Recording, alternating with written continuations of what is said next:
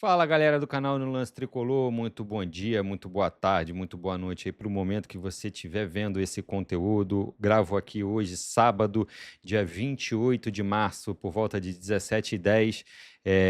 Algumas notícias aqui do Fluminense. A gente tem poucas notícias, mas a gente tem algumas aqui para poder passar para vocês. A gente está no meio de uma data FIFA. Ontem a seleção brasileira enfrentou a França, perdeu de 2-1 para a França no primeiro jogo dessa data FIFA. Joga agora terça-feira novamente contra a Croácia. A gente torce aqui para que a seleção brasileira tenha um desempenho um pouco melhor do que obteve contra a França, né? Não foi um jogo muito bom. A gente comentou na nossa live de ontem um pouquinho sobre a seleção brasileira, mas hoje vamos falar aqui sobre algumas poucas notícias do Fluminense. O Fluminense que está treinando. é, Voltou a treinar quarta-feira, estava parado, aí o Fluminense teve folga, deu folga aos seus jogadores, uma folga muito importante, merecida, e o Fluminense voltou aos treinamentos quarta-feira e agora está treinando para o próximo confronto contra o Corinthians às 21h30 no Maracanã, jogo válido pela 9ª rodada do Campeonato Brasileiro. Então, antes da gente poder passar aqui as notícias do Fluminense, roda a vinheta!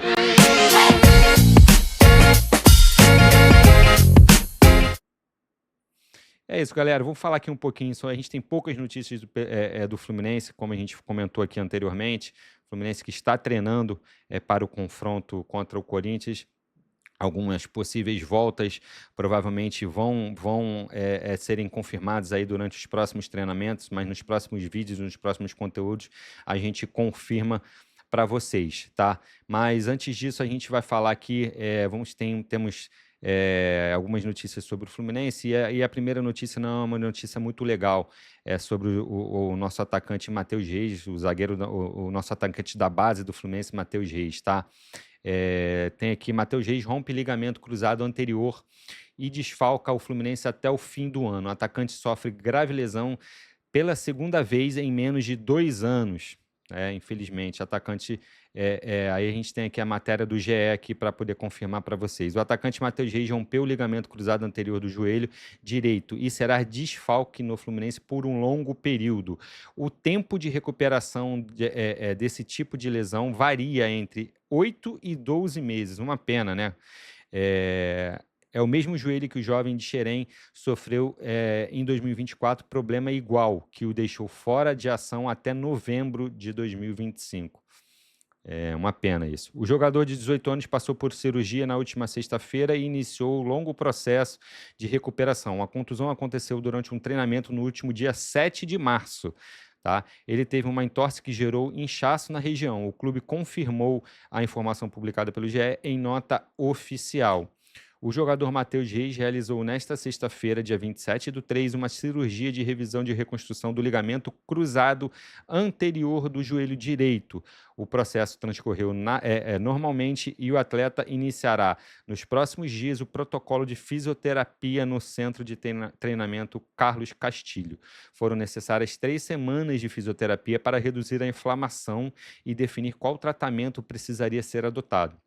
Matheus estreou no time profissional nesta temporada, ganhando chances no Carioca e furando a fila com o Zubeldia. Dos jogadores jovens da base, era quem tinha mais espaço sendo relacionado regularmente. Exatamente, é como a gente falou aí, como foi citado na matéria aí. O Matheus é um jogador da base do Fluminense, um jovem atacante da base do Fluminense, que tem um grande caminho pela frente, é um grande jogador.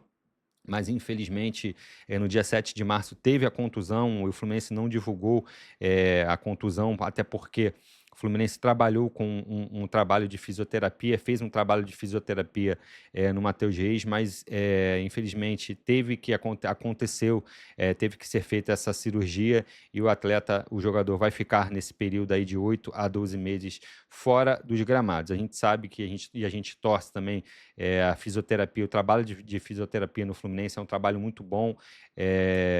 O Filé é um grande trabalho, ele faz um grande trabalho, é um grande profissional e tem a chance de conseguir colocar aí o Matheus Reis pronto antes, mas é um jovem jogador que consegue também, com fisioterapia e com os treinamentos, tentar voltar aí antes para poder estar apto e jogar pelo Fluminense. A gente torce para que isso aconteça o quanto antes e que o jovem Matheus Reis esteja à disposição do Fluminense. Tá bom? A gente vai falar agora aqui, vou falar um pouquinho agora sobre o zagueiro Loyola, o zagueiro da base do Fluminense, Loyola. Fluminense encaminha empréstimo do zagueiro Loyola para o New York City. Jogador de 20 anos, inicialmente disputará a Liga Next Pro. Visto e exames médicos separam a oficialização da contratação. Então, o zagueiro Loyola, que é um jovem, um zagueiro da base do Fluminense, uma grande aposta do Fluminense na base, vai ser emprestado aí para o New York City, para a Liga Next Pro, que é como se fosse uma liga, uma segunda divisão dos Estados Unidos. O Fluminense está próximo de concretizar a saída do zagueiro Loyola, de 20 anos, para o New York City, dos Estados Unidos. O acordo está encaminhado para que ele seja cedido por empréstimo até o final da temporada. A princípio, ele atuará na Liga Next Pro da MLS. O Loyola aguarda a obtenção do visto de trabalho para viajar aos Estados Unidos. O empréstimo acontece no último dia da janela do futebol norte-americano. O zagueiro seguirá os mesmos passos de Santiago Moreno, que nessa janela de transferência também foi para o país, mas defendendo o Dallas. O contrato de Loyola com o Fluminense vai até o final de 2028. Ele vivia uma situação de indefinição, já que ao mesmo tempo em que estava sem espaço no elenco profissional, também não tinha mais idade para retornar às categorias de base. Com isso, o empréstimo foi a escolha. A informação foi divulgada inicialmente pelo perfil Fluminense Stuff. Então, como foi citado aí na matéria, o Loyola, que é um jogador da base do Fluminense, tem 20 anos, se viu na situação de ser emprestado porque o Fluminense contratou dois jogadores, dois zagueiros, jogadores da mesma posição que o Loyola nessa janela de transferência, e o Loyola provavelmente não iria, na verdade, não poderia mais ser relacionado no sub-20 do Fluminense por conta da idade e provavelmente iria ficar treinando e não iria desempenhar o seu futebol. Então o Fluminense achou melhor fazer o empréstimo do jogador. O Fluminense poderia, na minha opinião, até tentar um empréstimo para uma outra liga, uma segunda divisão aqui do futebol brasileiro, ou até uma terceira divisão, mas que o jogador se mantesse aqui no futebol brasileiro, mas o Fluminense achou melhor emprestar o jogador para o New York City, que vai disputar a segunda liga lá dos Estados Unidos. Então a gente torce para que o atleta possa performar lá nos Estados Unidos e que possa voltar ao Fluminense para poder ter a sua chance no profissional, já que a gente vê o Loyola como uma grande promessa nas categorias de base do Fluminense, um grande zagueiro, um zagueiro rápido, um zagueiro que tem uma presença física diária, bola aérea muito boa, mas não vai ter chance no Fluminense e o Fluminense vai emprestar o jogador, tá? Então é isso. Então o Loyola vai ser emprestado e tem contrato com o Fluminense até o final de 2028. A gente torce para que quando ele voltar para o Fluminense, ele possa jogar e ter chances no time profissional do Fluminense. Vou falar aqui da arbitragem, do árbitro que foi escalado, né, para o confronto entre Fluminense e Corinthians no dia 1º de abril, na quarta-feira, às 21h30, no Maracanã.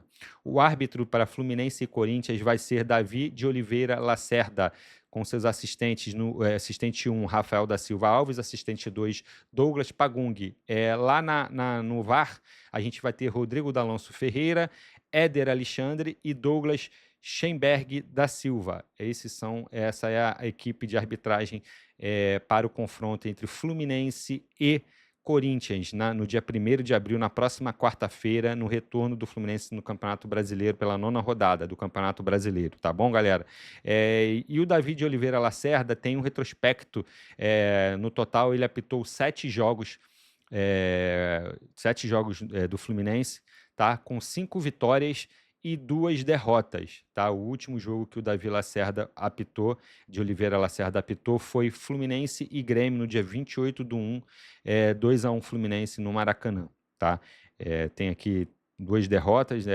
Ele apitou também São Paulo 3, Fluminense 1 em 2025, Fortaleza 1-0 no Fluminense no dia 7/7, e os outros jogos aqui, Fluminense e Flamengo, Águia de Marabá e Fluminense. Nessa vitória aqui do Fluminense de 8-0, o árbitro era o Davi de Oliveira Lacerda, Fluminense Atlético Mineiro e Fluminense e Bahia. Então, Davi de Oliveira Lacerda vai ser o árbitro vai ter a incumbência de apitar Fluminense e Corinthians, e a gente torce para que o árbitro não passe, ele passe desapercebido, porque quando o árbitro passa desapercebido, ele fez uma boa arbitragem, né, não? Então é isso, galera. A gente agradece aqui mais uma vez, peço por favor para você se inscrever no nosso canal, ativar o seu like, deixar aí a sua observação no nosso conteúdo, e para a gente é muito importante para poder o nosso conteúdo chegar para outros torcedores, outras pessoas, que para a gente é muito importante. Então, deixem seu like, ative o sininho, por favor, que para a gente é muito importante. Tá bom, galera? Tamo junto. Mais para frente a gente volta aí com mais informações do Fluminense. Tamo junto. Saudações tricolores. Valeu!